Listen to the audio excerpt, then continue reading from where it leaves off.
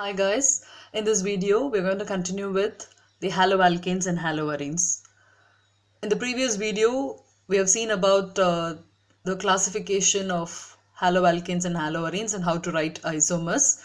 And in this video we are going to start with the physical properties of the haloalkanes and haloarenes. Rx represents haloalkane and this is haloarene. So we are going to go into the main topic. But before moving on to the main topic, there are a few things that you need to know about the haloalkanes. The first thing is electronegativity and polarity. Let's have a recall on what we have studied in grade 11 regarding this topic. See, I've written a carbon atom here and this is a chlorine atom. The reason why I've written a carbon and a chlorine because we are talking about haloalkanes. So what is the atomic number of carbon? It is 6. So the electronic configuration is written as 2, 4. And the same way, what is the atomic number of chlorine? It's 17. So it has 17 electrons and the electronic configuration is represented as 2, 8, 7. And this is the outermost electron. So how many electrons are there in carbon? 4 and 7 in chlorine. So only the valence electrons will involve in bonding. So I have represented only the valence electrons. Carbon has 4 electron and chlorine has totally 7 electron. What will happen? Since chlorine needs 1 electron to complete the octet, it's going to share the electron with carbon because carbon also needs 8 electron. So chlorine is going to help with 1 electron and 3 other electrons are going to come from hydrogen atoms. So this is how the bonding will be. Chlorine sharing 1 electron with carbon and carbon sharing its 1 electron with chlorine. So now chlorine has 8 electrons and same way carbon has 8 electrons because it already has 4 electron and 1 from chlorine and 3 other electrons from hydrogen atoms. Now this can be represented like this: carbon with 3 bonds with hydrogen and this bond with chlorine. This 1 dot is the electron from carbon and this X is the electron from chlorine. So this line represents a pair of electron, 1 electron from carbon and the other electron from chlorine. So we all very clearly know carbon is also giving 1 electron and chlorine is giving another electron, but there is one ability of chlorine, that is, it has the ability to attract both the shared pair of electrons towards itself, which means carbon has given an electron, chlorine also has given an electron, but this chlorine, here I have represented as X because it can be any other halogen. This halogen has the ability to attract both the electrons towards itself, and that capacity is termed as electronegativity. So electronegativity, it is nothing but the tendency of an atom in a molecule. This is a molecule and in that molecule the tendency of this atom to attract both the shared pair of electrons towards itself is called as electronegativity. So compared to carbon's electronegativity, halogen's electronegativity is more, so it attracts the electrons. So when it attracts the electron, it gets a partial negative charge and carbon gets a partial positive charge. Now there is polarity, which means 2 poles are there, one with a negative and the other with a positive, and this we call as polarity, or this molecule is polar molecule. The magnitude of this polarity, the amount, is represented by dipole moment. So the dipole moment value represents the polarity in this molecule, the magnitude of the polarity. So when the electronegativity decreases, then the bond polarities will also decrease. See, if the electronegativity difference is very less, then it cannot attract the electrons. So what will happen? The polarity will decrease. So that will decrease the magnitude of the dipole moment. So remember this order: when the electronegativity decreases, bond polarities will also decrease. So the dipole moment will also decrease. So just now I told you what is electronegativity and polarity. So we're going to apply that to the CX bond in alkyl halides. If you take an alkyl halide, say for example, I take CH3Cl. If you take CH3Cl, there is a bonding between this carbon and the halogen. So as I told you already, chlorine has the more tendency to attract the shared electrons because the electronegativity of the halogen is more. So this gets a partial negative charge and carbon gets a partial positive charge. So we say CX bond ends polar in nature. Okay, this polarity will be contributing to the boiling point and the melting points and solubility, everything. So you need to know what is polarity and what are polar molecules. And now you know why the CX bond is polar, because of the more electronegativity of the halogen atom. Now coming to halogen atoms, you know fluorine, chlorine, bromine, iodine. As you move down the group, what will happen to the size of the atom? The size of the atom increases. Keep this in mind because we are going to apply this when we are going to talk about the change in boiling points of haloalkanes. And this is the change in size, increase in size of the halogen atoms as you move down the group. And coming to alkyl halides, always be very clear whether you're talking about halogen atoms or alkyl halides. The trend will change for both the cases. Both are not same. Halogen atoms, you're talking about F2, Cl2, Br2 and I2. Halogen molecules actually. In alkyl halides, you're talking about CF bond. So when it comes to alkyl halides, you see, as you move down the group, what will happen to the bond length?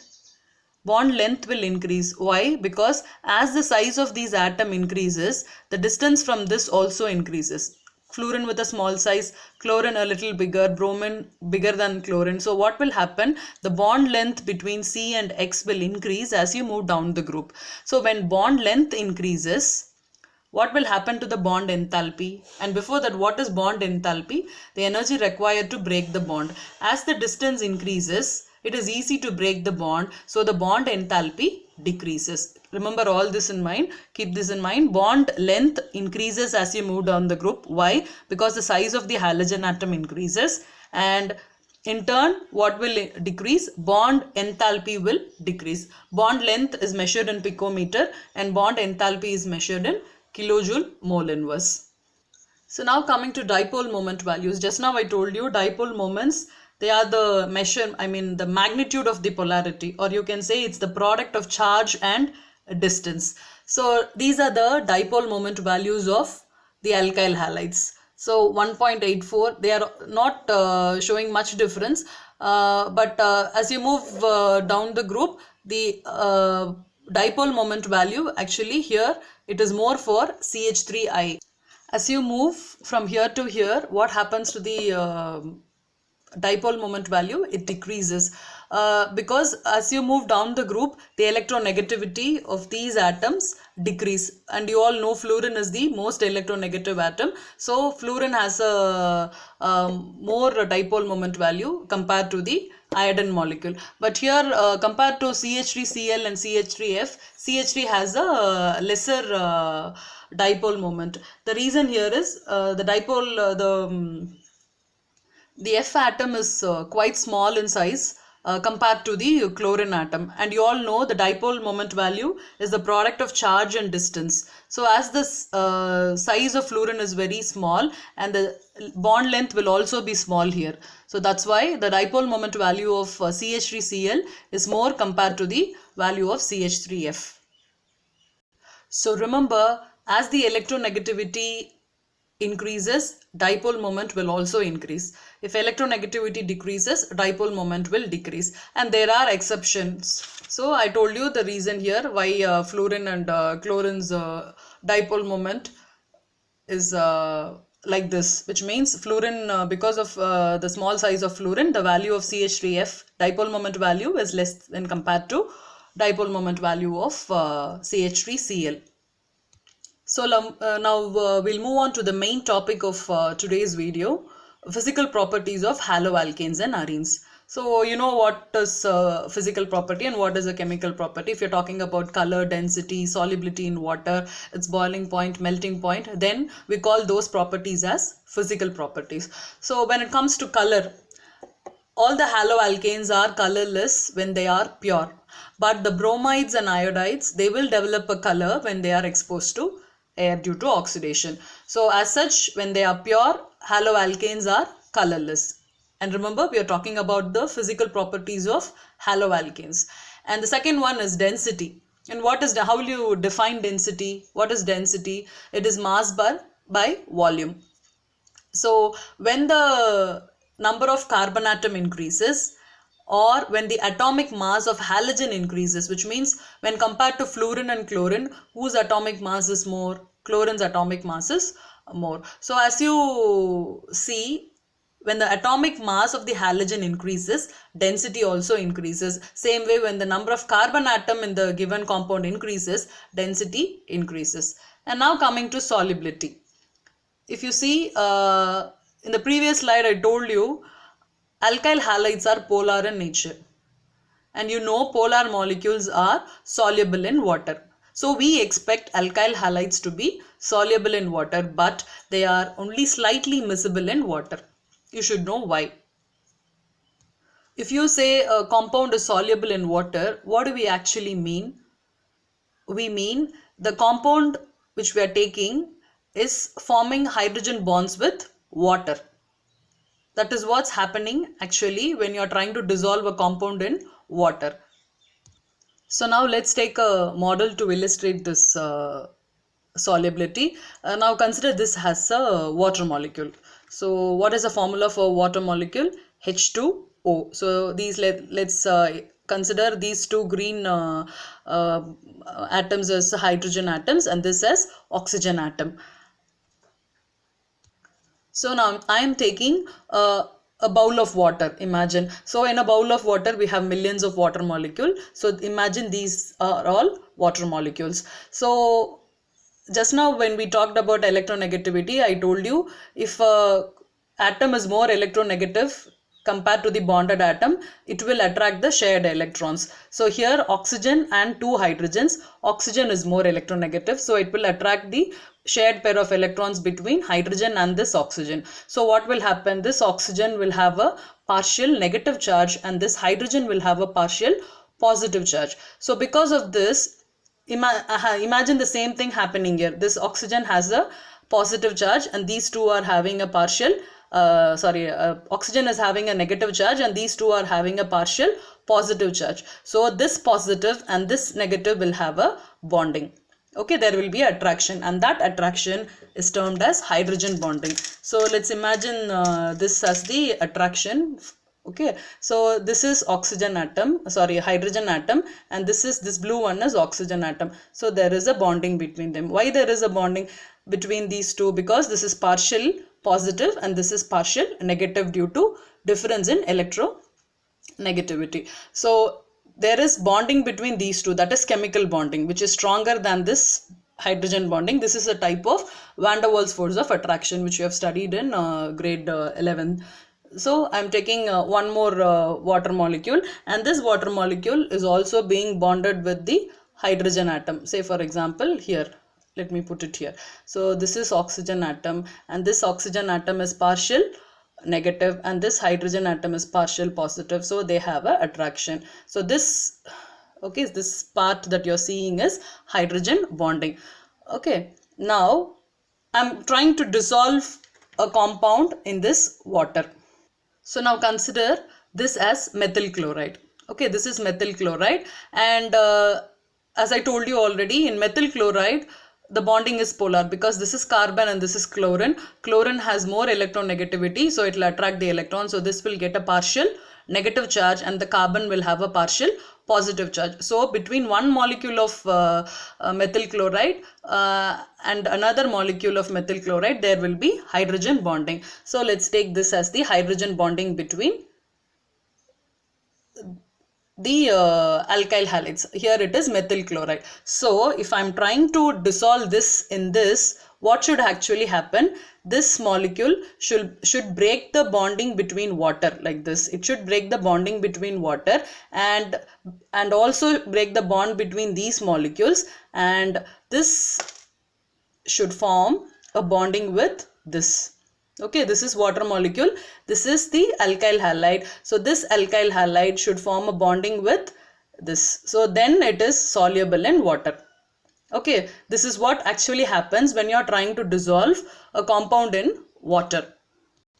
So this is what we expect in alkyl halides. We expect alkyl halides to get dissolved in water, which means it's going to form bonding with hydrogen. It's going to break the bonding between the water molecules. But this is not happening because these alkyl halides do not have that much energy to break this bonding between the water molecules. This hydrogen bonding between the water molecules cannot be broken by the alkyl halides, so they are not soluble in water.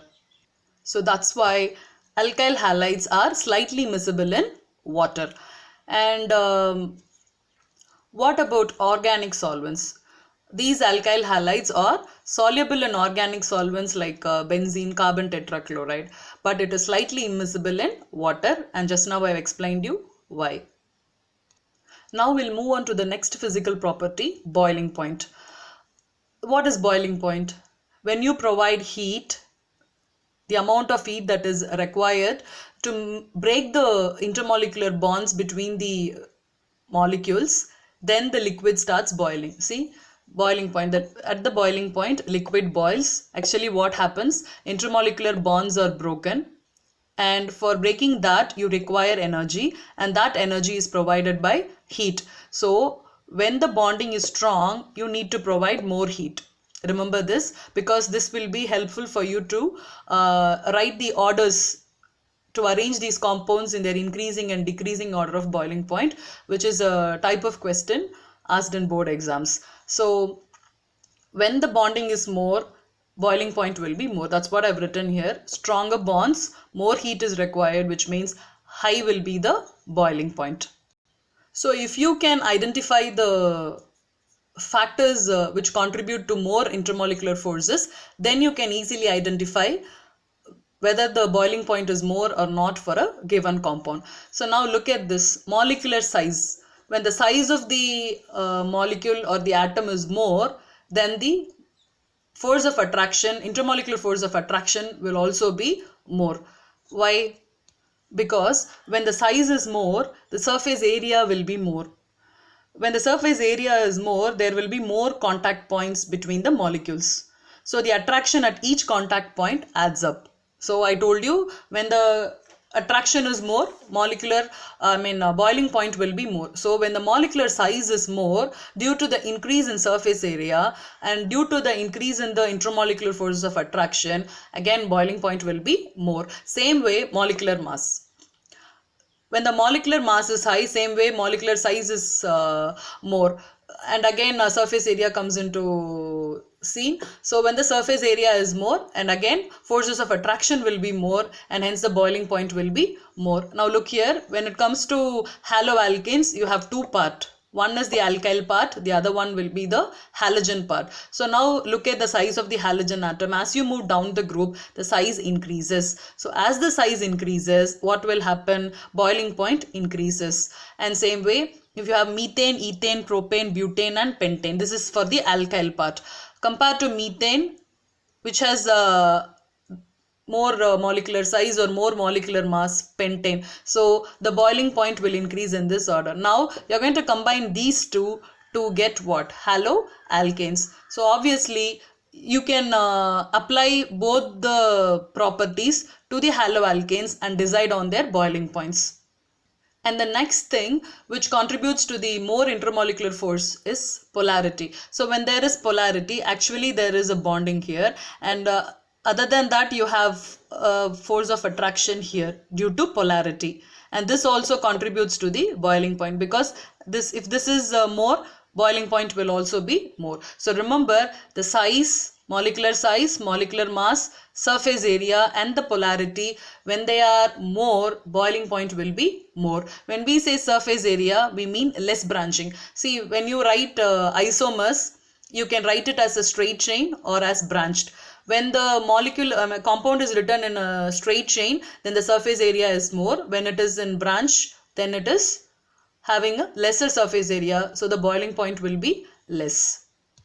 So now let's apply the knowledge of intermolecular forces and how they contribute to the boiling points to these compounds, and arrange them in the increasing order of their boiling points. Okay, first one, look at these compounds. In this compound, all the alkyl part is same. So look for the halogen atom. So we have fluorine, chlorine, bromine and iodine. And we all know as you move from fluorine to iodine, the molecular size increases. So what will increase? Boiling point will increase. So which has got the more boiling point? CH3I as the more boiling point. So this is the order of boiling points of these compounds. Now look at the second example. In the second example, all the halogen atoms are similar. So we cannot decide on the boiling point by looking at the halogen atoms. So go for the alkyl part. Here it is methyl, ethyl, propyl and butyl. And I told you already, as the molecular size increases or the molecular mass increases, boiling point increases. So compared to the other compounds, butyl part has higher boiling point. So this is the correct order of boiling points. Now coming to the third example, we have three compounds here. What is the connection between these three compounds? They have the same molecular formula but their structures are different. So what are they? They are structural isomers. So look at the molecular formula. C4H9Br is the molecular formula for all the three compounds. Now how to decide on the boiling point? As I told you already, see this compound, it is straight chain and this is branched and this is more branched. What did I tell you? As the branching increases, surface area decreases, so the boiling point will also decrease. So this will have the higher boiling point because it is not having any branching, and then this will be having the least boiling point. So when it comes to isomeric haloalkanes, go with the branching. Remember, when the branching increases, boiling point decreases. And look at the fourth example. Here you have only one carbon in all the cases, but you have Br in the first, second and the fourth one, and the third one you have chlorine. So now how will you decide on the boiling points? Compare chlorine and bromine. When you compare chlorine and bromine, which has got higher boiling point? Bromine. Now we have three bromines. Here also bromine, bromine and bromine. Now go for the number of bromine atoms. Here one bromine, three bromine atoms, two bromine atoms. So more the number of bromine atoms, this will be having the higher boiling point. And then comes this with two bromines, and this has the third boiling point, and this has the least boiling point. So this is all about the boiling points of haloalkanes. Thank you.